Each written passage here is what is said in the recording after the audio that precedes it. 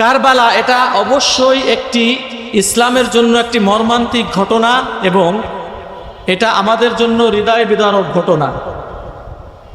এই ঘটনার পিছনে বিশাল হিস্ট্রি রয়ে গেছে। ওইখানে শুরু থেকে ঘটনা বলতে গেলে সময় খুব কম হয়ে যায়। যাই হোক, ওই ঘটনার পিছনে বিশাল বিশাল বড় বড় ইতিহাস রয়েছে। আর ওই ঘটনাটা হয়তো চূড়ান্ত রূপ নিয়েছে। আল্লাহ নবী সাল্লাল্লাহু আলাইহি ওয়াসাল্লাম যখন মদিনায় গেলেন, জন্মগ্রহণ করেছেন কোথায়? মক্কায়। আল্লাহ নবীর জন্ম কোথায়? মক্কা। এগুলো আমাদের আপনাদের জানতে হবে। কবরে প্রশ্ন করবে কিনা, হাসরে ফুলসিরাতে এগুলো করবে কিনা সেটা বড় কথা না। বড় কথা আমাদের জান্নাতে যাওয়ার সুপারিশকারী একমাত্র কে হবেন? আল্লাহর নবী। ওনার সম্পর্কে আমাদের জানার দরকার আছে না নাই? বরঞ্চ জানলে সব আছে। আল্লাহ নবী সাল্লাল্লাহু আলাইহি ওয়াসাল্লাম জন্মগ্রহণ করেছেন কোথায়? চলে গেছেন কোথায়? হিজরত করে মদিনায়। মদিনায় যাওয়ার পরে আল্লাহ নবী সাল্লাল্লাহু আলাইহি ওয়াসাল্লাম যখন মদিনায় গেলেন, মদিনায় গিয়ে তো আর ইসলামী রাষ্ট্র কায়েম করে ফেলেন না এক দুই মিনিটে, এক দুই দিনে। গিয়ে দেখে ওখানে ইহুদিরা আছে, বসবাস করছে। আল্লাহ নবী সাল্লাল্লাহু আলাইহি ওয়াসাল্লাম তাদের সাথে চুক্তি করলেন, মদিনার ইহুদিদের সাথে চুক্তি করলেন, আমরা দুইজন এক, আমার সুখে দুঃখে তুমি, তোমার সুখে দুঃখে আমি। কেউ যদি আমাদেরকে আক্রমণ করে আমরা একই হয়ে আমরা তাকে প্রতিহত করব, তোমাকে করলে আমরা এক হয়ে প্রতিহত করব। এই অবস্থা চলতেছিল এবং ইসলামের চতুর্দিকে জয় জয়কার শুরু হতে লাগলো। এখন এই ইহুদিরা চিন্তা করলো ভিতরে ভিতরে মহানবী সাল্লাল্লাহু আলাইহি ওয়াসাল্লামকে হত্যা করার। প্রথম পরিকল্পনা কোথায়? স্বয়ং নবীকে হত্যা করার পরিকল্পনা করলো।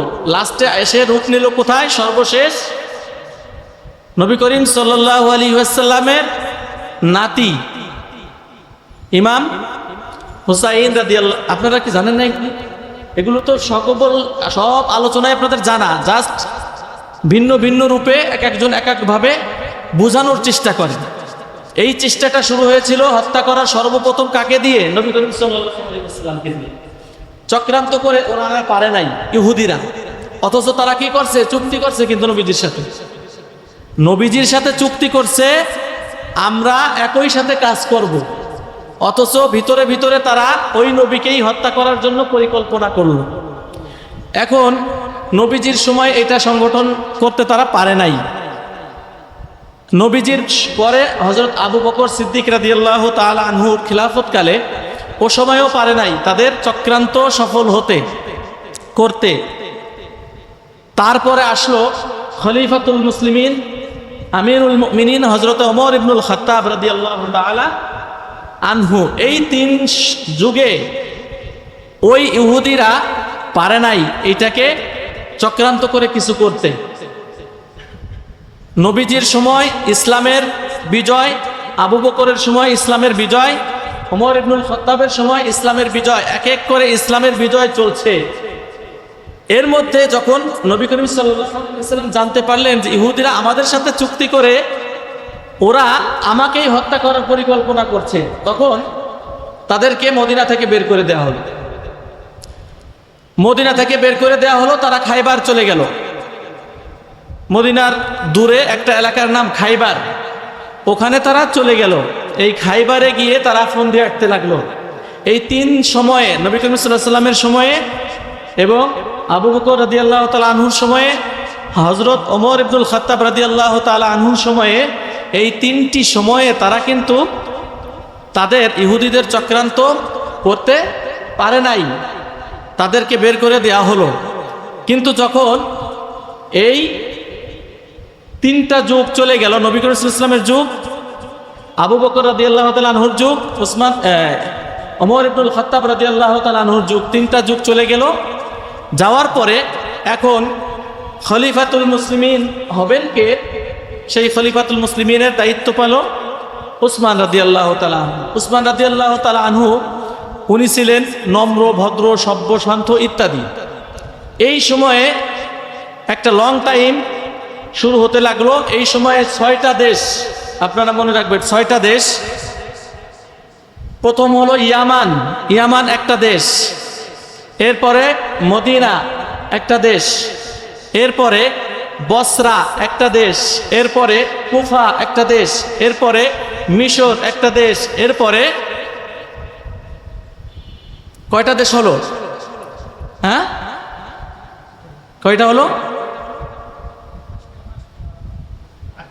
না, 5টা হয়েছে। আমি আবার বলি, 6টা দেশ। 1 নাম্বার হলো ইয়ামান, 2 নাম্বার মদিনা, 3 নাম্বার বসরা, 4 নাম্বার কুফা, 5 নাম্বার শাম, 6 নাম্বার মিশর। এই 6টা দেশের নাম মনে রাখেন। এক ব্যক্তি, সে প্রথম ছিল ইয়ামানে, ইয়ামান থেকে সে নবী করিম সাল্লাল্লাহু আলাইহি ওয়াসাল্লামের সময়ই সে কিন্তু চলে এসেছে কোথায়? মদিনায়। জন্ম কোথায়? নাম হলো আব্দুল্লাহ ইবনে সাবা। এই লোকটা বাস করত সনাআত নামক একটা এলাকায় বসবাস করত। তা ওই লোকটা পরবর্তীতে চলে আসলো মদিনায়, এসে নবী করিম সাল্লাল্লাহু আলাইহি ওয়াসাল্লামের হাতে ইসলাম গ্রহণ করলেন এবং বিশাল বড় জুব্বা, দাড়ি, টুপি, পাগড়ি ইত্যাদি আমলে খুব আগায় গেলেন। একটা পর্যায়ে বলে বসলেন যে আমাকে একটা দেশের গভর্নর নিয়োগ করুন। তখন গভর্নর নিয়োগ করার কথা শুনে নবী করিম সাল্লাল্লাহু আলাইহি ওয়াসাল্লাম চিন্তা করলেন, এর মতলব তো ভালো না, গভর্নর কি চেয়ে নেওয়া যাবে? আল্লাহ তাআলার পক্ষ থেকে নবী করিম সাল্লাল্লাহু আলাইহি ওয়াসাল্লামের কাছে ওহী আসবেন। ওহীটা 2 ভাবে আসতে পারে, মাতলু, গায়রে মাতলু। যেটা মাতলু আসে সেটা হলো কুরআনুল কারীম, আর যেটা কলবের মাধ্যমে আসে এটা গায়রে মাতলু হতে পারে। তা সেই ওহীর মাধ্যমে যখন আসে আল্লাহ তাআলা পাঠিয়ে দেন, হয়তো কলবে দিয়ে দেন, আল্লাহ নবী সাল্লাল্লাহু আলাইহি ওয়াসাল্লাম এগুলো বাস্তবায়ন করেন। কারণ আল্লাহ নবী কখনো নিজের থেকে কোনো কথা বলেছেন? কখনো বলেন নাই। অতএব যেটাই বলেছেন সেটাই কার কথা? আল্লাহ রাব্বুল আলামিনের কথা। তখন তিনি যখন বললেন যে আমাকে কোনো একটা জায়গার দায়িত্ব দিয়ে দেন, তখন নবী করিম সাল্লাল্লাহু আলাইহি ওয়াসাল্লাম বুঝে ফেললেন যে এর ভিতরে কোনো একটা কিছু গরমিল আছে, না হলে সে দাবি করবে কেন? তারে ওখান থেকে বের করে দেয়া হলো। ওই যে বের করে দেওয়ার পরে সে গেল কোথায়? কুফায়। কুফায় চলে গেল। কুফায় গিয়ে সে কিন্তু বসে নাই, সে জনবল তৈরি করছে, দাওয়াত দিচ্ছে যে এইটা এইটা সেইটা, দাওয়াত দিচ্ছে এক একজনের ভুলের বিষয়ে, ইসলামের ভুলের বিষয়ে, ইসলামের ভুল ধরছে, ইসলামের অপব্যাখ্যা করছে, বিভিন্ন রকম করে সে দাওয়াত দিয়ে তার দলে লোক কি করছে? ভারী করতেছে, একের পর এক ভারী করতেছে। যখন জানতে পারলো, ওই যে বসরা, বসরা কোথায় জানেন? ওই যে হাসান বসরি, আপনার নাম শুনেছি না, রাবেয়া বসরি, হাসান বসরি, সেই বসরা।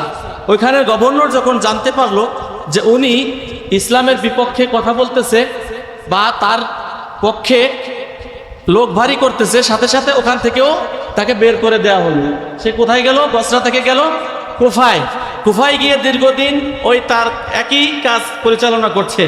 ওখানে যখন গেল, ওখান থেকেও কিছুদিন থেকে কিছু জনবল গুছাইলো তার পক্ষে। ওখান থেকে গভর্নর যখন জানতে পারলো, সেখান থেকেও ওই যে আব্দুল্লাহ ইবনে সাবা, নাম কি? আব্দুল্লাহ ইবনে সাবা, তাকে ওখান থেকেও বের করে দিল। এরপরে আসলো সে শাম। অথচ তার জন্ম ছিল কোথায়? ইয়ামেনে। ওখান থেকে আসলো কোথায়? মদিনায়। মদিনায় থেকে তাকে বের করে দিল, গেল কোথায়? বসরায়। বসরায় থেকে সে চক্রান্ত করতে শুরু করলো, তাকে ওখান থেকে গভর্নর বের করে দিল কোথায়? কুফায়। কুফায় গিয়ে সে তার কার্যক্রম চালাচ্ছে। যখন জানাজানি হলো, সেখান থেকে বের করে দিল, গেল কোথায়? শামে। ওই সময়ে শামের গভর্নর ছিল মুয়াবিয়া রাদিয়াল্লাহু তাআলা আনহু। মুয়াবিয়া রাদিয়াল্লাহু তাআলা আনহু। আর মদিনার খলিফাকে হযরতে উসমান রাদিয়াল্লাহু তাআলা আনহু। এই উসমান রাদিয়াল্লাহু তাআলা আনহু মদিনার খলিফা, আর শামের গভর্নর হলো মুয়াবিয়া রাদিয়াল্লাহু তাআলা আনহু। উনি কিন্তু বিচক্ষণ আল্লাহর নবীর জান্নাতি সাহাবী। অনেকে এই ইয়াজিদের ঘটনা বলতে গিয়ে অনেক সময় দেখবেন মুয়াবিয়া রাদিয়াল্লাহু তাআলা আনহুকে গালি পর্যন্ত দিয়ে বসছে, আছে না আমাদের সমাজে? তারা মুয়াবিয়া রাদিয়াল্লাহু তাআলা আনহুকে গালি পর্যন্ত দেয়, অথচ আল্লাহ নবী সাল্লাল্লাহু আলাইহি ওয়াসাল্লাম ইন্ডিকেট করে বলেছেন একটা যুদ্ধ পরিচালনার কথা, যেই যুদ্ধ পরিচালনা করবে যারা, তারা সকলেই জান্নাতি। তা সেই যুদ্ধের লিড দিয়েছেন মুয়াবিয়া রাদিয়াল্লাহু তাআলা আনহু। তাহলে আল্লাহ নবীর ঘোষণা অনুযায়ী মুয়াবিয়া রাদিয়াল্লাহু তাআলা আনহু একজন জান্নাতি সাহাবী। অথচ আমাদের সমাজে, আমাদের দেশে এই কারবালাকে কেন্দ্র করে ঘটনা বলতে গিয়ে দেখবেন অতিরঞ্জিত করে নিজেরাই একজন জান্নাতি সাহাবীর সমালোচনা করতে করতে করতে করতে তাকে কি বানাই ফেলছে, তাকে কাফের পর্যন্ত বানাই ফেলছে, অথচ তিনি একজন জান্নাতি সাহাবী। যাই হোক, মুয়াবিয়া রাদিয়াল্লাহু তাআলা আনহু শামের কি ছিল, গভর্নর, আর মদিনার খলিফা হলো উসমান রাদিয়াল্লাহু তাআলা আনহু। এই যে একটা লং টাইম চলতেছে ইসলামের জয় জয়কার, জয় জয়কার, ইসলামের জয় জয়কার। এখন তারা ওই যে আব্দুল্লাহ ইবনে সাবা, ও চিন্তা করলো ইসলামের জয় তো আর থামানো যাচ্ছে না, আমরা চক্রান্ত যাই করি না কেন, কিন্তু জয় থামানো যাচ্ছে না। তাহলে এই জয়টা থামাতে হলে কি করতে হবে? এই যুদ্ধ বিগ্রহ অস্ত্র দিয়ে যাবে না, কারণ 313 কাছে 1000 জন পারে নাই, পারছে? বদরের যুদ্ধের ইতিহাস আপনারা জানেন না? 300 সাহাবীর সাথে 1000 শত্রু বাহিনী পরাজয় বরণ করেছে, তারা ভালো করে জানে। 60 জনের সাথে 60,000 পরাজয় বরণ করেছে, তারা ভালো করে জানে। তারা নতুন কৌশল অবলম্বন করলো যে অস্ত্র দিয়ে মুসলমানদেরকে ঘায়েল করা যাবে না, তারা বুদ্ধিভিত্তিক যুদ্ধ পরিচালনা করার জন্য চেষ্টা করলো। তার মধ্যে তারা কৌশল খুঁজে বের করলো তাদের জয়ের কারণ এবং পরাজয় করার জন্য কি করতে হবে। কি দুইটা জিনিস বের করলো, একটা হলো যে মুসলমানদের জয়ের কারণ কি। এরা 313 জনে 1000 জনের সাথে বিজয় হচ্ছে, কারণটা কি? 3000 জনে 30,000 জনের সাথে বিজয় হচ্ছে, কারণটা কি? এই হলো একটা কারণ, ফাইন্ড আউট করতে হবে। আরেকটা হলো এই কারণটা থেকে তাদেরকে সরানোর উপায় বের করতে হবে। কাজ কয়টা তাদের? দুইটা। ব্যক্তির নাম আব্দুল্লাহ ইবনে সাবা, এই সকল কিছু কিন্তু নেতৃত্ব দিচ্ছে সে, ইহুদি, অথচ বেশ ধরে আছে কিসের? আপনাদেরকে কিন্তু আমি বুঝাইতে পারতেছি না। ইহুদি বেশ ধরে আছে কিসের? জুব্বা, পাগড়ি, টুপি, পাঞ্জাবি ইত্যাদি বেশ ধরে আছে, আমল আখলাক সব ভালো, নবীর হাতে হাত দিয়ে ইসলাম গ্রহণ করেছে, অথচ চক্রান্ত করছে সে ইহুদি। বের করছে কারণ, এবং এই কারণ থেকে মুসলমানদেরকে সরানোর উপায়। প্রথম কারণ হলো বিজয়ের, তারা বের করছে যে মুসলমানের ঐক্য। কারণ বের করছে কি? মুসলমানের ঐক্য। এই ঐক্যের কারণে মুহাম্মদ সাল্লাল্লাহু আলাইহি ওয়াসাল্লামের ব্যাপারে বিভিন্ন রকম কুৎসা রটনা করছে, কিন্তু তার বিপক্ষে যাদের সাথে মুহাম্মদ সাল্লাল্লাহু আলাইহি ওয়াসাল্লামের সাথে পারে নাই, পারছে। তার মানে ঐক্যটা, অন্যান্য সাহাবীরা মুহাম্মদ সাল্লাল্লাহু আলাইহি ওয়াসাল্লামের হাতে হাত রেখে যে ঐক্য হয়েছে, এই ঐক্যটা তারা ভাঙতে পারে নাই।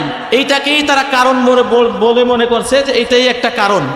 এরপরে নবী করিম সাল্লাল্লাহু আলাইহি ওয়াসাল্লামের ইন্তেকালের পরে হযরত আবু বকর রাদিয়াল্লাহু তাআলা আনহুর সময়ও মুসলমানদের ঐক্য বিনষ্ট করতে পারে না। এরপরে ওমর ইবনুল খাত্তাব রাদিয়াল্লাহু তাআলা আনহু যখন এসেছেন, তখনও তাদের ঐক্য নষ্ট করতে পারে নাই। তাহলে তারা এই তিনটা সময়ে, ওই আব্দুল্লাহ ইবনে সাবা এবং সে এই সময়কাল নিয়ে, প্রায় 19 বছর সময়কাল নিয়ে যেই সময়টা তারা পরিচালনা করলো, তারা বিভিন্ন জায়গায় দাওয়াত দিল, বিভিন্ন জায়গায় বিভিন্ন রকম লোক সমাগম করলো তাদের পক্ষে, কিন্তু এই লোকগুলার সমাগম যতই করুক মুহাম্মদ সাল্লাল্লাহু আলাইহি ওয়াসাল্লামের বিপক্ষে বলে তাদেরকে ফায়দা নিতে পারে নাই। হযরত আবু বকর সিদ্দিক রাদিয়াল্লাহু তাআলা আনহুর সময়ও ফায়দা নিতে পারে নাই। হযরত ওমর ইবনুল খাত্তাব রাদিয়াল্লাহু তাআলা আনহুর সময়ও ফায়দা নিতে পারে নাই। কারণ যখন ফায়দা নিতে না পারার কারণে কিছু লোক তো হয়ে গেছে, হয়েছে না? আপনি যে কোনো বাংলাদেশেও এখনো যেই কোনো একটা তরিকা দিয়ে দাঁড়ায় যান, আপনার সাথে 5-7 জন 10 জন লোক যাবে, যাবে কি যাবে না? হিজবুত তাওহীদ নাম বললে প্রচার হয়ে যায়, আমি আসলে বলতে চাই না এগুলা, তারপরে না বললে চিনবেন না। একটা শয়তানি ফেরকা আছে না নাই আমাদের দেশে? এর পক্ষে লোক আছে না নাই? অনেক লোক আছে। তাহলে আমাদের দেশ এমন একটা দেশ যে আপনি যে কোনো একটা দল নিয়ে দাঁড়ায় যান, আপনার পক্ষে কিন্তু কিছু লোক দাঁড়ায় যাবে, পক্ষে, আপনার পক্ষে। আপনি যত বড় হকের কথাই কন, তখন কিন্তু তারা আর এটা শুনবে না। তো ওই যে আব্দুল্লাহ ইবনে সাবা যে চক্রান্ত করার জন্য ইহুদি মুসলিম সে যে মুসলমানদের ভিতরে ঢুকে ঢুকে মুসলমানদের ঐক্য নষ্ট করার জন্য চেষ্টা করছে, সেও কিন্তু এরকম এই 3টা যুগে শেষ করতে পারে নাই। ওই যে উসমান রাদিয়াল্লাহু তাআলা আনহু যখন এসেছেন খিলাফতকালে, তখন তিনি গেলেন আলী রাদিয়াল্লাহু তাআলা আনহুর কাছে, দৌড়ে আলী রাদিয়াল্লাহু তাআলা আনহুর কাছে গেলেন, গিয়ে বললেন, আলী, আপনি যোগ্য ব্যক্তি, আপনি থাকতে, আপনি নবীজির জামাতা, আপনি হাসান হুসাইনের বাবা, আপনি থাকতে ওই যে ওর কাছে কিভাবে দায়িত্ব গেলেন? এই যে একটা পরিকল্পনা শুরু করলো, এইখান থেকে ইসলামের ঐক্যটা বিনষ্ট হওয়া শুরু হল। এই যে ওরা কিন্তু প্রথম 3টা যুগে পারে নাই, তারপর ফাইন্ড আউট করলো যে কিসের জন্য মুসলমানদের সাথে পারছি না, ঐক্যের জন্য। আর তাদের সাথে পারতে হলে যুদ্ধ অস্ত্র দিয়ে করলে পারবো না, কারণ 313 জনের সাথে 1000 জন পারে নাই, 3000-এর সাথে 1 লক্ষ পারে নাই। অস্ত্র দিয়ে মুসলমানদের সাথে বিজয় হওয়া যাবে না, বুদ্ধিভিত্তিক যুদ্ধ পরিচালনা করতে হবে, মুসলমানের ঐক্য নষ্ট করে দিতে হবে। এখন এই 3টা যুগে, মুহাম্মদ সাল্লাল্লাহু আলাইহি ওয়াসাল্লামের যুগে, হযরত আবু বকর রাদিয়াল্লাহু তাআলা আনহুর যুগে, ওমর ইবনুল খাত্তাবের যুগে, এই 3 যুগে ওই আব্দুল্লাহ ইবনে সাবা ইয়ামেন থেকে এসে মদিনা, মদিনা থেকে কুফা, কুফা থেকে বসরা, বসরা থেকে শাম, শাম থেকে আবার সেই মিশর, এই 6 জায়গা গিয়েও সে কোনো জায়গায় সফল হতে পারে নাই, কিন্তু কিছু কিছু লোক তৈরি করছে। এই আলী রাদিয়াল্লাহু তাআলা আনহুর সময় যখন সে এই কথা আলী রাদিয়াল্লাহু তাআলা আনহুকে বলল, আলী রাদিয়াল্লাহু তাআলা আনহু একজন বিচক্ষণ সাহাবী, তিনি কিন্তু এই জিনিসটা আমলে নেয় নাই। আমলে না নিলে এর মধ্যে এতক্ষণে ওই আব্দুল্লাহ ইবনে সাবার নেতৃত্বে বিশাল বড় একটা দল কিন্তু হয়ে গেছে। ওই যে কুফায় কিছুদিন ছিল, সেখানে একটা কমিটি গঠন করে দিয়ে আসছে। ওই যে বসরায় কিছুদিন ছিল, সেখানে কিছু মানুষের সাথে দাওয়াত দিয়ে একটা কমিটি গঠন করে দিয়ে আসছে। এখন উনি আছে কোথায়? শামে। শামে এসে চেষ্টা করছে ওই যে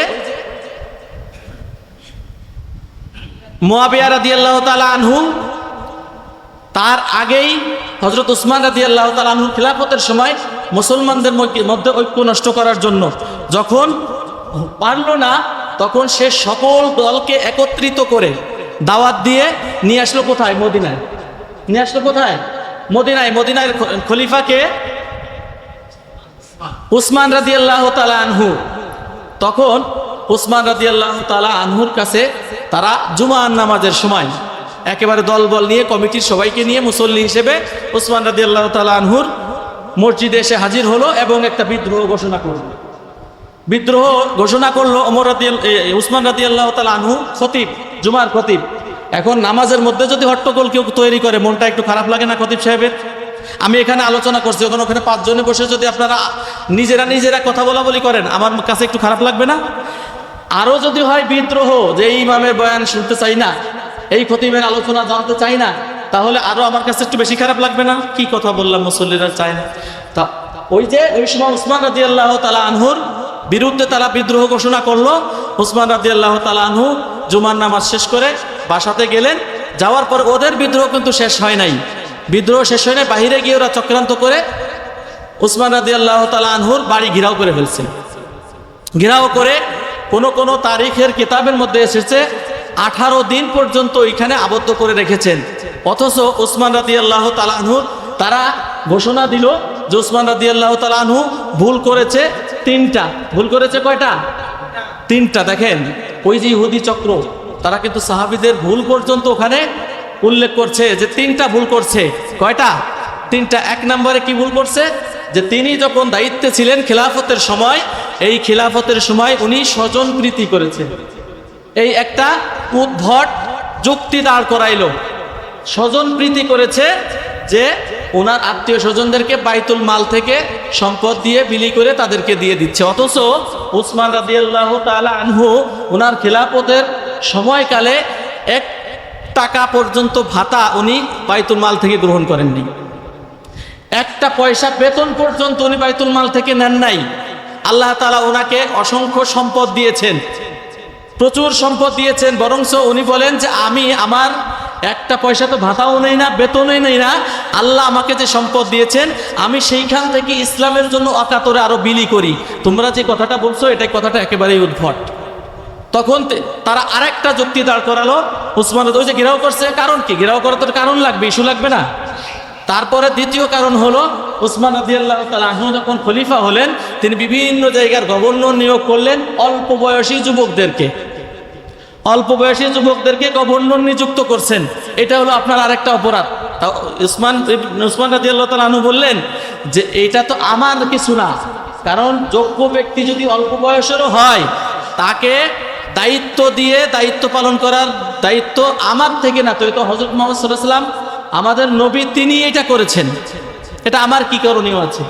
যোগ্য ব্যক্তি যদি বয়সে ছোট হয় তাকেও দায়িত্ব দেওয়া যায়, আমির বানানো যায়। আর যদি তাই না হবে তাহলে আমি আপনাদের চেয়ে বয়সে ছোট না বড়? অনেকের চেয়ে বয়সে ছোট না? ইমাম সাহেব অনেকের চেয়ে বয়সে ছোট না? তা তিনি লিড দিচ্ছেন, এখন ইনার চাইতে বয়স্ক ব্যক্তি পিছনে থাকলে ওই যুক্তির ভিত্তিতে এখানে যদি একটা খোলা যুক্তি দাঁড় করানো হয় তাহলে অল্প বয়সী ইমামের পিছনে কি বয়স্ক মানুষের নামাজ হবে? এ যুক্তিও দাঁড় করায় কোনো লাভ হলো না। এরপরে তিনি আরেকটা যুক্তি দিলেন, 3 নম্বরটা, যে ওই যে আফ্রিকা বিজয় করেছিল একজন গভর্নর, তিনি একজন সাহাবী। তা উনাকে আফ্রিকা যখন বিজয় হলো, এই যে আফগানিস্তানের কান্দাহার বলেন, কাবুল বলেন, পাকিস্তানের ওই যে কি স্থান আছে আর কি, এই সব জায়গাগুলা সব তখন ইসলামের কিন্তু বিজয় জয়কার হইতেছিল। তা আফগানিস্তান মানে আফ্রিকা যখন বিজয় করে আসলো এক সাহাবী গভর্নর, উনাকে উসমান রাদিয়াল্লাহু তাআলা আনহু কিছু উপঢৌকন দিয়েছিলেন যে তুমি ইসলামের পক্ষে বিশাল একটা ভূমিকা রেখেছো, এই জন্য তাকে একটা উপঢৌকন দিয়েছেন। আমরা ফুলের তোড়া দিয়ে কি দেয়, শুভেচ্ছা জানাই না, অনেক সময় অনেককে দিয়েছেন। এইটাও নাকি তার অন্যায় হয়ে গেছে। তাদের খোঁড়া যুক্তি সবগুলা, এখন বলতেছে এগুলা তো কোনো যুক্তিই না। তা এখন দেখতেছে উসমান রাদিয়াল্লাহু তাআলা আনহুর কাছে যাই বলে সব কিছু তারা খোঁড়া যুক্তি হিসেবে বিবেচিত হয়, উসমান রাদিয়াল্লাহু তাআলা আনহু মেনে নেয়। এখন ওইখান থেকে আলী রাদিয়াল্লাহু তাআলা আনহুর থেকে এবং উসমান রাদিয়াল্লাহু তাআলা আনহুর থেকে তারা ওখানে আব্দুল্লাহ ইবনে সাবার কাছ থেকে একটা দল, তখন দেখতেছে যেই 3টা খোঁড়া যুক্তি আমি পেশ করেছি, এই 3টা খোঁড়া যুক্তি যেহেতু আমাদের দলের সঠিক না, তাহলে এই দলে আর থাকা যাবে না। কিছু দল বের হয়ে গেল, কিছু লোক, ওই যে আব্দুল্লাহ ইবনে সাবার দলের থেকে কিছু লোক বের হয়ে গেল। বের হয়ে গিয়ে তারা সাবাই একটা সম্প্রদায় গঠন করলো। এরপরে উসমান এবং ওই যে উসমান রাদিয়াল্লাহু তাআলা আনহুকে আবদ্ধ করছে, 18 দিন পরে গিয়ে একটা বাহিনী, ওই সাবার বাহিনী পিছনের দেওয়াল দিয়ে টপকায় গিয়ে ঘরের মধ্যে ঢুকে ঘাড়ে আঘাত করলো। আঘাত করার সাথে সাথে হযরত উসমান রাদিয়াল্লাহু তাআলা আনহু শহীদ হয়ে গেলেন। তখন শহীদ হওয়ার আগ মুহূর্তে উসমান রাদিয়াল্লাহু তাআলা আনহু কুরআনুল কারীম তেলাওয়াত করতেছিলেন। কুরআনুল কারীমের সূরাতুল বাকারার 137 নম্বর আয়াত, এই আয়াতটি তেলাওয়াত করতেছিলেন। ফাসায়াকফিকাহুমুল্লাহ ওয়া হুয়াস সামিউল আলিম। এই আয়াতটা তেলাওয়াত করার সময় কুরআনুল কারীম এরকম বের করে রেখেছেন, আর ওনার ঘাড়ে আঘাত করার কারণে শহীদ হয়ে গেলেন। শহীদের রক্তটা ওইখানে লেগে রইল। তা ওনারা উসমান রাদিয়াল্লাহু তাআলা আনহুকে শেষ করে দিলেন। এরপরে সাথে সাথে এইটার একটা প্রভাব আছে না, যে রাষ্ট্রপ্রধানকে যখন শেষ করে দেওয়া হয় তখন তো দেশের মধ্যে একটা অরাজকতা, তখন ওই সাবি সম্প্রদায় সাথে সাথে ওই আব্দুল্লাহ ইবনে সাবা সহ চলে গেল আলী রাদিয়াল্লাহু তাআলার কাছে। আবার এই মুহূর্তে আপনি রাষ্ট্র ক্ষমতা গ্রহণ করেন, না হলে দেশে বিভ্রান্ত তৈরি হয়ে যাবে। ইতিহাস তো অনেক বড়, আসলে সময় জুমার নামাজের সময় শেষ হয়ে যায়। যাই হোক, আমি শর্ট করে কাছাকাছি নিয়ে রেখে দিচ্ছি। উসমান রাদিয়াল্লাহু তাআলা আনহুর ইন্তেকার পরে আলী রাদিয়াল্লাহু তাআলা আনহুর কাছে গেলেন। উনি যে ওই সাবা সম্প্রদায়, ওই যে ইহুদিরা যারা চক্রান্ত করেছে ইসলামের বিপক্ষে, ওরা গিয়ে বলে আপনি গ্রহণ করুন এই রাষ্ট্র ক্ষমতা, খলিফার আসনে বসুন, তাহলে কি হবে? আলী রাদিয়াল্লাহু তাআলা আনহু নম্র, ভদ্র, সভ্য, শান্ত সাহাবী, তবে বিচক্ষণ, যে তাহলে উনি ক্ষমতায় বসার সাথে সাথে উনি আগে চিন্তা করবেন খিলাফতের মজলিসটা কায়েম করার জন্য উসমান রাদিয়াল্লাহু তাআলা আনহু হত্যার, অর্থাৎ শহীদ যে হলেন এই হত্যার বিচারটা পরে করবেন। এটা হলো কাদের ধারণা? ওই যে সাবি সম্প্রদায়, যারা আব্দুল্লাহ ইবনে সাবা ইহুদি মুসলমান, সে যে মুসলমানদের মধ্যে কাজ করছে, তারা চিন্তা করলো আলী রাদিয়াল্লাহু তাআলা আনহুকে যদি খেলাফতের আসনে বসানো হয়, উনি নরম মানুষ, উনি সাথে সাথে বসে আগে রাষ্ট্রটা শান্ত করে তারপরে বিচার কার্য করবেন, তাহলে আমরা একটু সময় পাবো, যেহেতু আমরাও তাকে হত্যা করেছি। আর ওদিক দিয়ে আরেকটা সম্প্রদায় চলে গেল মুয়াবিয়ার কাছে, যে মুয়াবিয়া রাদিয়াল্লাহু তাআলা আনহু যদি রাষ্ট্র ক্ষমতায় আসে তাহলে আগে বিচার করবেন উসমান হত্যার বিচার। দুইটা ভাগ হয়ে গেল না এখানে। আর ওই বছরেই জিলহজ মাস এসে গেল। জিলহজ মাসে বড় বড় সাহাবীরা হজে চলে গিয়েছিলেন, আয়েশা রাদিয়াল্লাহু তাআলা আনহা সহ। ওনারা আসার পথে শুনতে পারলেন উসমান রাদিয়াল্লাহু তাআলা আনহু ইন্তেকাল করেছেন, শহীদ হয়ে গেছেন। সাথে সাথে উসমান রাদিয়াল্লাহু তাআলা আনহুর হত্যার এই পরিকল্পনা কারা করেছে, আম্মা জান আয়েশা রাদিয়াল্লাহু তাআলা আনহা জানতে চাইলেন। তখন এখান থেকে বলা হলো যে এইটার চক্রান্ত শুরু হয়েছে কুফা আর বসরা থেকে। ওই যে মদিনা থেকে বের করে দিলে প্রথম কোথায় গেছিল? কুফায়। ওই যে আব্দুল্লাহ ইবনে সাবা কুফায় গিয়েছিল। তাহলে এই হত্যার পরিকল্পনা করা হয়েছে কোথায়? কুফায় এবং বসরায় প্ল্যানিং করা হয়েছে। তাহলে আয়েশা রাদিয়াল্লাহু তাআলা আনহা আর মদিনায় ফিরে না এসে সরাসরি কুফায় চলে গেলেন। ওইখান থেকে গিয়ে তারপরে একের পর এক তাদের চক্রান্ত কিন্তু শুরু হইল। যে মুসলমানদের, আমি যেটা বলতেছিলাম, যে মুসলমানদের ধ্বংস করার জন্য, শেষ করে দেওয়ার জন্য তারা পরিকল্পনা প্রথম করেছিল কি, যে এই মুসলিমদের মধ্যে ঐক্য, এইটা বিনষ্ট করতে হবে। এবং এই ঐক্যটা নষ্ট হলেই তাদেরকে ধ্বংস করা সম্ভব, না হলে অস্ত্র দিয়ে তাদেরকে ধ্বংস করা সম্ভব নয়। অথচ মুসলমানদের সাথে তারা চুক্তিও করেছিল। বর্তমান সময়েও দেখেন আপনি, যারা রয়েছে বর্তমান ইহুদি খ্রিস্টানরা, যারা মুসলমানদের সাথে চুক্তি করে, দিনের বেলায় চুক্তি করে, রাতের বেলায় আবার অস্ত্র পরিচালনা করে, আছে না নাই? কত চুক্তি যে হচ্ছে বিশ্বে বর্তমান সময়, ইরানের সাথে হোক বা অন্যদের সাথে হোক, চুক্তি করতেছে দিনের বেলায়, আবার মিসাইল মারতেছে রাতের বেলায়, আছে না নাই? এরা কিন্তু সব ওইখান থেকে শুরু। অতএব মুসলমানদেরকে তারা পরাজয়ের জন্য সবচাইতে বড় অস্ত্র যেটি বেছে নিলেন, সেটির নাম ঐক্য বিনষ্ট। অথচ আল্লাহ রাব্বুল আলামিন মুসলমানদেরকে বলেছেন, ওয়াতাসিমু বিহাবলিল্লাহি জামিয়া, তোমরা ঐক্যবদ্ধ হয়ে আমি আল্লাহর রশিকে আঁকড়ে ধরো। এখন আমাদের মধ্যে দেখে নতুন নতুন ফেরকা হচ্ছে, নতুন নতুন গোষ্ঠী তৈরি হচ্ছে। এটা কিন্তু ওই ইহুদিদের চক্রান্ত। আগে কি এত দল ছিল? এই তরিকা সেই তরিকা, এই গোষ্ঠী সেই গোষ্ঠী এত ছিল না। এই জন্য মুসলমানের বিজয়ের জন্য প্রথম শর্ত হলো ঐক্যবদ্ধ হওয়া। আল্লাহ রাব্বুল আলামিনও কুরআনুল কারীমের মধ্যে বলেছেন, ওয়াতাসিমু বিহাবলিল্লাহি জামিআ, তোমরা আমি আল্লাহ রাব্বুল আলামিনের রুজুকে, অর্থাৎ দ্বীনকে, ইসলামকে, কোরআনকে ঐক্যবদ্ধভাবে সামিল হয়ে একত্রিতভাবে আঁকড়ে ধরো, তাহলেই তোমাদের বিজয় হবে। আর না হলে তোমরা টুকরা টুকরা হয়ে আলাদা থাকলে ততক্ষণ পর্যন্ত মুসলিমদের মার খেতেই থাকবে। তাহলে আমাদের সকলকে কি হতে হবে? ঐক্য। এই জন্য যে যাই নতুন করে বের করুক, আমরা মানব না।